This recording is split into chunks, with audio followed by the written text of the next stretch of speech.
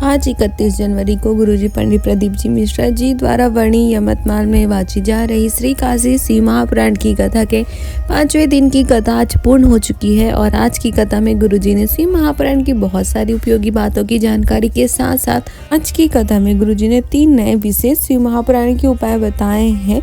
गुरुजी ने कहा कि अगर आपके जीवन में कोई भी दुख हो, कष्ट हो या आपको नौकरी में सफलता नहीं मिल रही, आपके कार्य सिद्ध नहीं हो रहे, तो आप इन उपायों को अवश्य कर सकते हैं। इन सब की जानकारी आपको आज की इस वीडियो में मिलने वाली है। अगर आज की कथा आप नहीं सुन पाए हैं या किसी भी कारण से आज की कथा आपसे छूट गई हो, तो आज के इस छोटे से वीडियो से आपको आज की कथा की संपूर्ण जानकारी मिल जाएगी।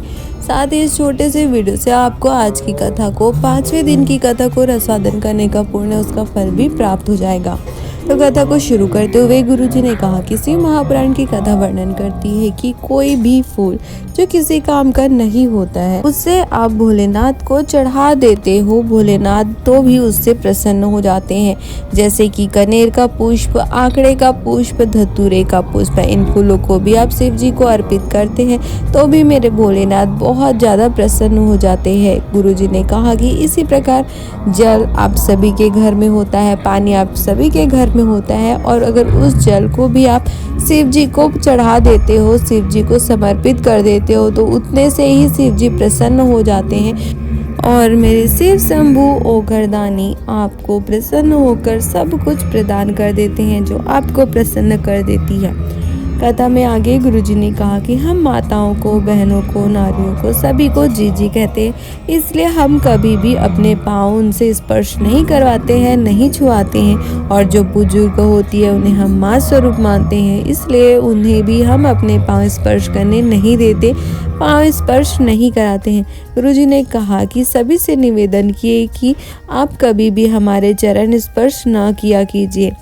कथा को आगे बढ़ाते हुए गुरुजी ने बताया कि जब पाँव के अंगूठे में जल लगता है तो अगर किसी साधु ने, सन्यासी ने, तपस्वी ने, गुरु ने जो तप किया होता है, प्रतिष्ठान किया होता है, उसका जो उस साधु को, सन्यासी को, तपस्वी को, गुरु को फल प्राप्त होता है, वह फल उनके चरणों को धोने वाले को प्राप्त हो जाता है। उसका तप, उसकी विद्या उस व्यक्ति को प्राप्त हो जाती है। कथा में आगे गुरुजी ने शिव महापुराण के एक विशेष उपाय की जानकारी देते हुए बताया कि ऐसा कौन सा पुष्प है जिस पुष्प को लाने वाले को तो उसका फल प्राप्त होता ही है, साथ ही साथ उस पुष्प को वो जिसके लिए लाता है उसको भी उसका फल प्राप्त होता है, और जो उस फूल को अर्पित करता है उसको भी उसका फल प्राप्त होता है।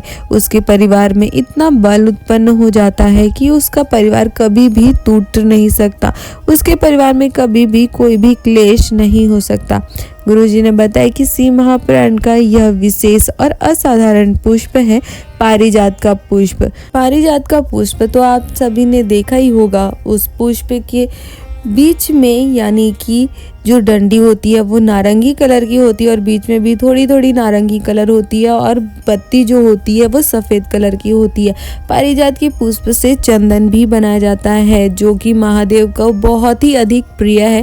और अगर आप पारिजात के पुष्प का चंदन अगर आप शिव जी को लगाते हो तो आपकी सारी मनोकामनाएं महादेव पूर्ण कर देते हैं। और आप कैसे बना सकते हैं पारिजात के पुष्प का चंदन, इसकी वीडियो हम पहले ही बना के डाल चुके हैं, आप उसे देख भी सकते हैं। तो गुरुजी ने बताया कि शिव महापुराण की कथा वर्णन करती है कि पारिजात का पुष्प एक ऐसा पुष्प होता है कि अगर कोई भी व्यक्ति सोमवार की अष्टमी को या मासिक प्रदोष के दिन या फिर हर महीने पड़ने वाली शिवरात्रि के दिन किसी भी दिन शिव जी को एक पारिजात का पुष्प शिव जी के शिवलिंग पर अर्पित कर देता है, तो वो व्यक्ति कितना भी अपनी ज़िंदगी में हार रहा हो, नौकरी में हार रहा हो, एग्ज़ाम में हार रहा हो या कोई कार्य शुरू कर रहा हो, उसमें हार क्यों ना रहा हो, उसको सफलता मिलना शुरू हो जाता है। फिर वो व्यक्ति कभी भी अपने जीवन में नहीं हारता और ना ही उसे कोई हरा सकता है। इतना विशेष होता है, इतना महत्व रखने वाला होता है पारिजात का एक पुष्प। आपको जीवन में उन्नति, सफलता प्रदान करने वाला होता है। मात्र आपको सोमवार की अष्टमी को या फिर मासिक प्रदोष के दिन या हर महीने पड़ने वाली शिवरात्रि को आप इस उपाय को करके अपने जीवन में सफलता, अपने जीवन में उन्नति, प्रगति पा सकते हैं और उसका लाभ प्राप्त कर सकते हैं। कथा में आगे गुरुजी ने शिव महापुराण के एक और विशेष उपाय की जानकारी देते हुए बताया कि अगर आपके जीवन में बहुत ज़्यादा कष्ट आ रहे हैं, तकलीफ आ रही है, बहुत ज़्यादा परेशानी आ गई है, तो आपको बस ये एक उपाय करना है। बहुत ही विशेष और आसान सा उपाय है। इस उपाय को करने के लिए आपको किसी भी सामग्री की आवश्यकता नहीं है। बस आप जब रोज शिव जी के मंदिर एक लोटा जल लेकर जाओ, तो शिव जी के मंदिर पहुंचकर आपको शिव जी को जल समर्पित करने के बाद शिव जी के शिवलिंग में जो गोल जलाधारी होती है, जिस पर शिव जी का शिवलिंग विराजमान होता है, रखा होता है, उसी जलाधारी को दबाते हुए आपको अपनी कामना बाबा से कहना है। अपने कष्टों को, अपने संकट को बाबा से कहना है। गुरुजी ने कहा कि शिव महापुराण की कथा वर्णन करती है कि अगर आप पूरे आस और विश्वास से जलाधारी को दबाते हुए अपने कष्टों को बाबा से कहते हो, तो मात्र इतना ही कर देने से महादेव आपके सारे कष्टों को हर देते हैं, आपके सारे कष्टों को दूर कर देते हैं और आपको आनंद और सुख प्रदान करते हैं। कथा में आगे गुरुजी ने कहा कि शिव महापुराण की कथा वर्णन करती है कि आपको 3 जगहों पर अपना माथा अवश्य टेकना चाहिए। पहला है शिव जी के मंदिर में, दूसरा है गुरुद्वारे में, यानी कि गुरुज के द्वार में, दरवाजे में आपको माथा टेकना चाहिए, और तीसरा है किसी भी तीर्थ में जहां आप पहुंचो और या फिर शिव महापुराण की कथा में आप पहुंचो, तो आपको अपना माथा जरूर टेकना चाहिए। कथा को आगे बढ़ाते हुए गुरुजी ने कहा कि जब आपका मन दुखे या जब आपको कुछ भी समझ ना आए कि जीवन में क्या करूं क्या नहीं करूं, तो शिव महापुराण की कथा वर्णन करती है कि आपको किसी सद्गुरु के चरण में जाकर किसी भी शिव महापुराण के उपाय को जरूर पूछ लेना चाहिए और उस उपाय को अवश्य करना चाहिए। निश्चित ही आप पर भोलेनाथ की कृपा होती है। भोलेनाथ आपके सारे दुखों को, कष्टों को दूर कर देते हैं।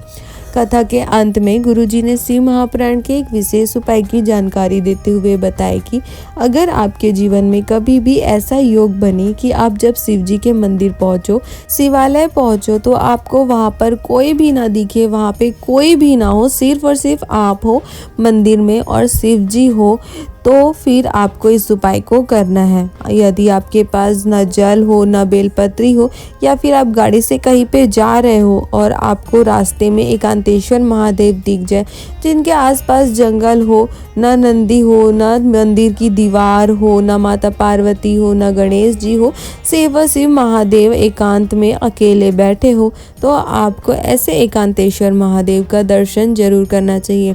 और अगर आप थोड़ी देर रुक सको, आपको रुकते बने, तो आपको थोड़ी देर एकांतेश्वर महादेव के पास रुककर अपने हृदय की बात, अपने दिल की बात आपको महादेव से जरूर कह देना चाहिए। बाबा से कहना है कि बाबा बहुत दुखी हूँ मैं, पर मेरे शिव शंभू, ये दिल, ये मन, ये चित्त, ये बुद्धि, ये मेरा सारा परिवार, सब कुछ मैंने आपको सौंप दिया है और मेरी जिंदगी के निर्णय बाबा आपको ही लेना है। और मुझे पता है आप मुझे दुखी नहीं होने दोगे, आप मुझे गिरने नहीं दे सकते। इस तरीके से अपने दिल की बात कहने के बाद आपको श्री शिवाय नमस्तुभ्यम मंत्र का जाप करना है। जितनी देर आप कर सकते हो उतनी देर आपको एकांतेश्वर महादेव के पास बैठकर अपनी बात कहकर श्री शिवाय नमस्तुभ्यम मंत्र का जाप करना है।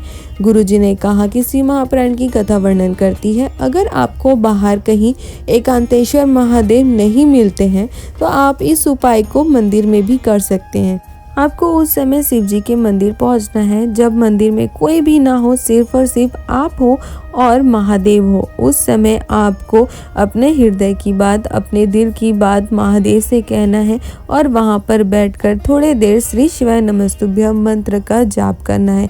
गुरुजी ने कहा कि शिव महापुराण की कथा वर्णन करती है कि इस उपाय को करने से, ऐसे अकेले में एकांत में बैठकर शिव जी से अपने हृदय की बात कहने से महादेव आपकी मनोकामना को जरूर सुनते हैं और उसका फल आपको जल्दी ही प्रदान करते हैं। महादेव आपके सारे दुखों को, कष्टों को दूर कर देते हैं, क्योंकि महादेव अपने किसी भी भक्तों को दुखी नहीं देख सकते।